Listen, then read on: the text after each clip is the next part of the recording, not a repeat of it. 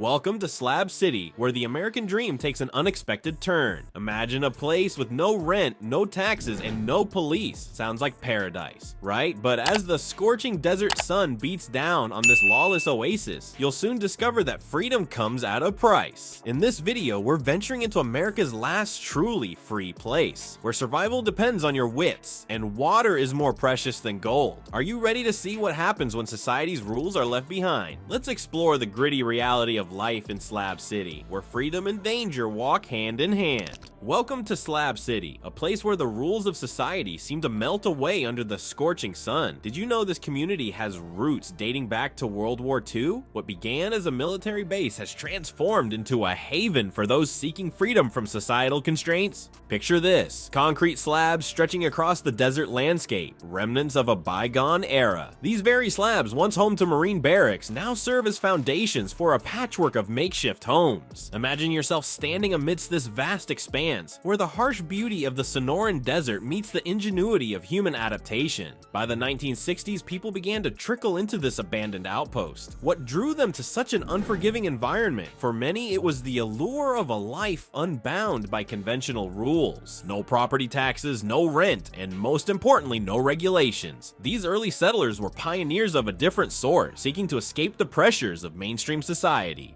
But creating a community from scratch in the middle of the desert wasn't easy. How do you build a home with limited resources? Where do you find water in a place where it's more precious than gold? These were just some of the challenges faced by Slab City's first residents. Yet despite the odds, they persevered, drawn together by a shared desire for autonomy. Over time, word spread about this last free place in America. More individuals arrived, each bringing their own reasons for seeking this unconventional lifestyle. Some were transient travelers, others were artists looking for unrestricted creative expression. Together, they formed a diverse tapestry of outcasts, rebels, and free spirits. The legal status of Slab City remains complex. Technically, it's unincorporated land owned by the state of California. This ambiguity has led to several attempts by authorities to reclaim the area, yet time and again, these efforts have fallen short, allowing Slab City to maintain its unique status as a lawless oasis. As the years passed, a sense of camaraderie and mutual support grew among the residents. Longtime Slabbers recall the early days with a mix of nostalgia and pride, remembering how they banded together to build a community from nothing but concrete and desert sand. Imagine waking up in a world where there's no electricity bill, no water bill, and no rent. Sounds like paradise, right? But in Slab City, this freedom comes at a cost that most people aren't prepared to pay.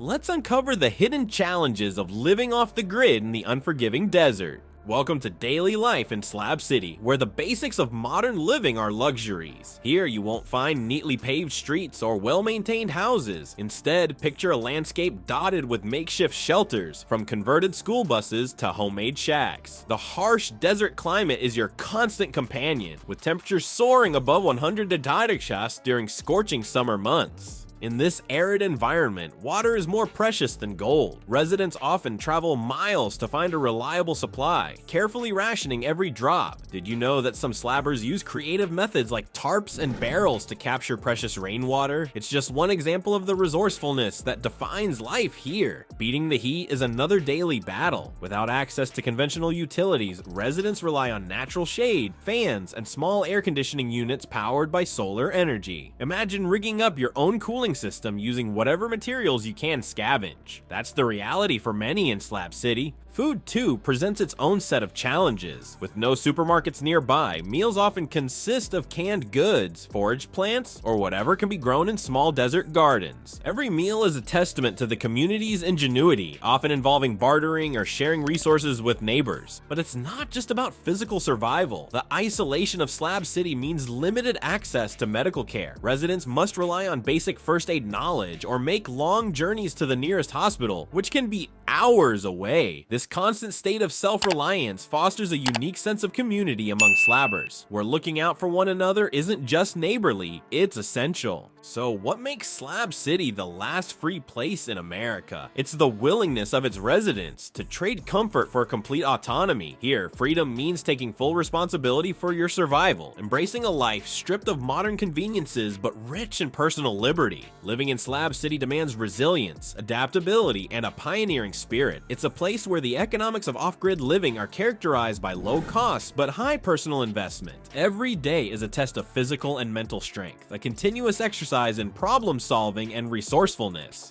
No police, no courts, no formal laws, yet Slab City isn't the Wild West you might expect. How do people coexist in this lawless oasis? The unwritten rules of this community challenge everything we think we know about governance. Let's uncover the hidden social code that binds this unconventional society together.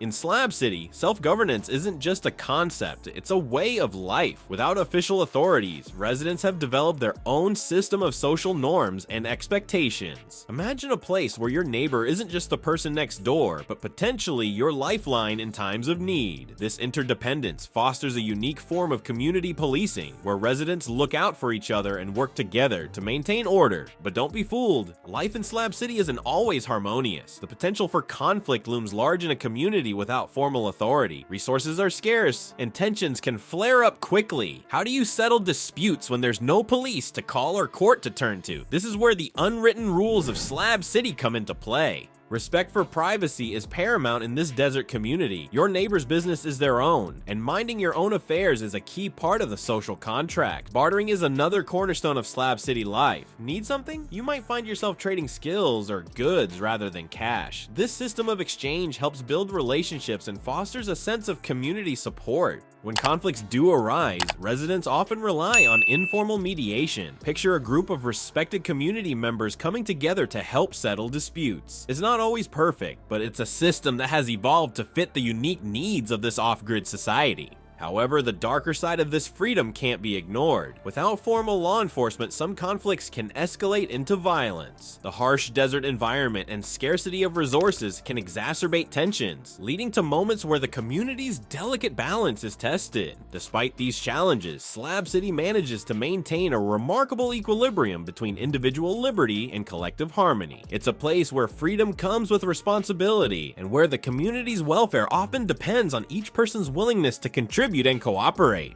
Picture a community where a former Wall Street banker lives next door to a traveling circus performer. In Slab City, this isn't just possible, it's reality. What brings such a diverse group of people together in one of the most inhospitable places in America? The answer might surprise you, and it reveals a profound truth about human nature and our quest for freedom. Welcome to the colorful world of Slab City's residents, affectionately known as Slabbers. This eclectic mix of individuals ranges from retired snowbirds seeking a low-cost winter haven to young anarchists rejecting societal norms. Some come here out of economic necessity, unable to afford housing elsewhere. Others are drawn by ideological belief, seeking a life free from government interference. And then there are the artists, attracted by the unlimited creative freedom this unconventional setting offers. Let's take a closer look at some of Slab City's most fascinating characters. Did you know that one of the community's most iconic landmarks, Salvation Mountain, was created by a passionate artist named Leonard Knight? This vibrant hand-painted hill stands as a testament to the artistic spirit that thrives in this unlikely place. Knight dedicated years of his life to building this massive art installation, using adobe, straw, and thousands of gallons of paint to create a colorful monument to love and faith.